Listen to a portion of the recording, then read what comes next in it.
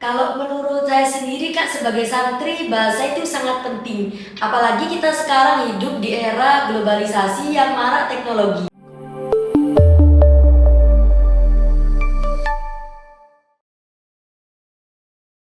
Assalamualaikum warahmatullahi wabarakatuh. Hai Sobat The Studio, kembali lagi di podcast Dakwah Tuna Studio, tempat ngobrol santai tapi penuh makna. Hari ini kita berbincang-bincang dengan narasumber cantik kita. Boleh dong dikenalin dulu nama dan perannya di Pondok Pesantren Putri Syarifuddin? Terima kasih, perkenalkan nama saya Siti Roziana, bisa dipanggil Roziana. Saya siswa aktif Madrasah Alia Syarifuddin sekaligus santri aktif Pondok Pesantren Kiai Syarifuddin, Asrama Khadijah, Aisyah, dan Taufiq Aliyuna. Di sini peran saya adalah sebagai Ketua Bahasa Inggris Pondok Pesantren Kiai Syarifuddin, yaitu Kompleks Darul Hikmah.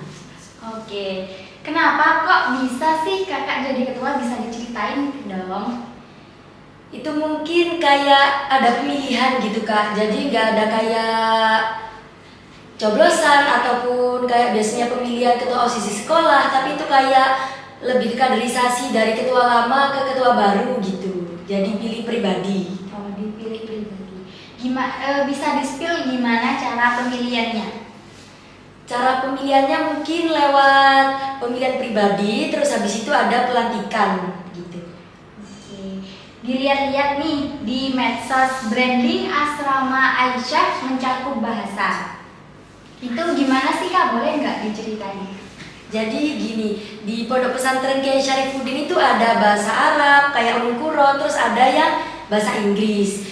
Jadi di Pondok Pesantren itu kita itu nggak hanya bisa baca kitab, hafalan Al-Quran, tapi juga ada bahasa gitu Kak. Dan ada program tahunan seperti Semarak Bahasa Arab dan Inggris. Nah di situ anak-anak bisa menyalurkan aspirasinya, bakat-bakatnya lewat sebuah karya seperti puisi bahasa Inggris, drama, terus pidato, telling story, dan masih banyak yang lainnya. Oke, menarik banget. Kenapa bahasa dianggap penting banget oleh santri? Kenapa tuh Kak? Kalau menurut saya sendiri Kak, sebagai santri, bahasa itu sangat penting. Apalagi kita sekarang hidup di era globalisasi yang marak teknologi. Jadi kalau kita tanpa bahasa itu kayak kurang pengetahuan gitu. Apalagi sekarang kan serba butuh bahasa Inggris, kan bahasa internasional gitu. Oke.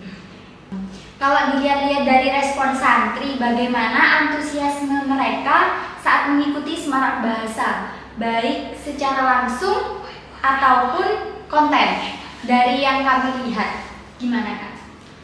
Kalau menurut pendapat pribadi saya nih Kak, anak-anak itu semangat banget gitu. Soalnya kan program tahunan. Nah di situ anak-anak bisa menyalurkan bakatnya. Seperti yang suka berpidato, berpuisi atau drama bisa menyalurkan di sana. Dan Semarak Bahasa ini ada 2 tahap. Yang pertama itu internal, itu ada kayak persaingan antar asrama gitu. Kayak antar anggota per asrama, nanti dipilih kalau yang paling baik, bagus, baru ditampilkan ke eksternal gitu Kak. Jadi gitu. Jadi lewat seleksi dulu ya Kak? Iya. Dan siap seleksi itu anak-anak semangat banget, seperti buat properti, buat drama gitu. Jadi gitu. Dibuat dramanya itu dari per kamar atau gimana Kak? Itu mungkin kayak per kamar dibuat jadi satu asrama jadi 3 kelompok gitu Kak. Jadi per kelompok itu dramanya beda-beda gitu. Nanti kalau yang masuk eksternal baru ditampilkan gitu. Oh gitu. Baru ditampilkan ke media sosialnya. Iya. Oke. Belajarnya lebih ke teori atau praktek nih Kak? Kalau di Darul Hikmah pribadi itu seimbang sih Kak, kayak antara teori sama praktek. Soalnya kalau setiap malam itu kan ada pembelajaran bahasa Inggris, lebih ke grammar, ke pronunciation, itu kayak belajar tenses. Ada juga yang speaking. Kalau praktiknya mungkin kayak setiap malam Selasa itu ada kegiatan berpidato bahasa Inggris, berpuisi, mungkin drama gitu.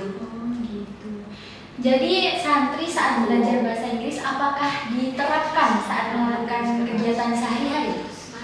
Ya itu sangat diterapkan kayaknya Kak. Soalnya setiap hari di Darul Hikmah itu selalu menerapkan bahasa Inggris gitu Kak. Kalau yang nggak bahasa itu ada hukuman sendiri gitu. Oh, jadi gitu. Kalau boleh tahu nih, hukumannya atau takzirannya itu apa aja sih Kak?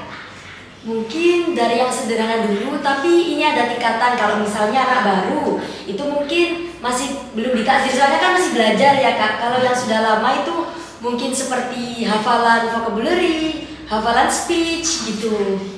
Berarti mereka belajar bahasa Inggris itu melalui menghafal. Ya, menghafal pembelajaran gitu. Oke.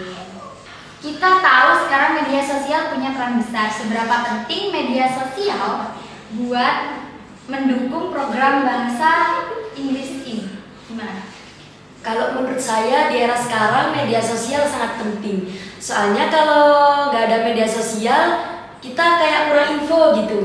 Dan program kita tidak akan tahu keluar sana kalau kita punya program kalau tidak menggunakan media sosial. Oke, iya kan sekarang ini globalnya itu sudah luas ya Kak. Iya. Iya.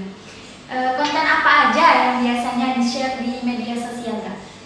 Itu seperti program-program yang ada di Darul Hikmah, seperti ada outbound. Nanti kita bisa belajar di luar seperti di KWT, di Sendang Arya Wiraraja, dan di situ kita belajar dengan alam tapi melibatkan bahasa Inggris juga. Terus ada konten putri bahasa, pemilihan putri bahasa itu sama kayak Semarak Bahasa itu 1 tahun sekali. Kayak dipilih yang paling terbaik untuk menjadi putri bahasa Inggris gitu Kak. Gimana cara pemilihan putri bahasa itu Kak? Kurang lebih sama kayak Semarak Bahasa tapi ada 3 tahap. Yang pertama itu tahap seleksinya kayak unjuk bakat seperti apa puisi, berpidato, bahasa Inggris gitu. Kalau 10 orang lolos itu tes baca kitab sama hafalan tahlil istighosah. Terus yang ketiganya baru di publik eksternal gitu Kak. Jadi seperti ini. Menurut Kak Roziana, media sosial efektif nggak buat jadi media edukasi pesantren? Menurut saya itu sangat efektif dan bermanfaat bagi kita khususnya santri untuk mempublik kegiatan yang kita lakukan yang bernuansa Islam, bisa memotivasi dan untuk memberitahu bahwa kita punya program di Darul Hikmah. Pesan singkat dari Kak Roziana buat santri soal bijak bermedia sosial gimana?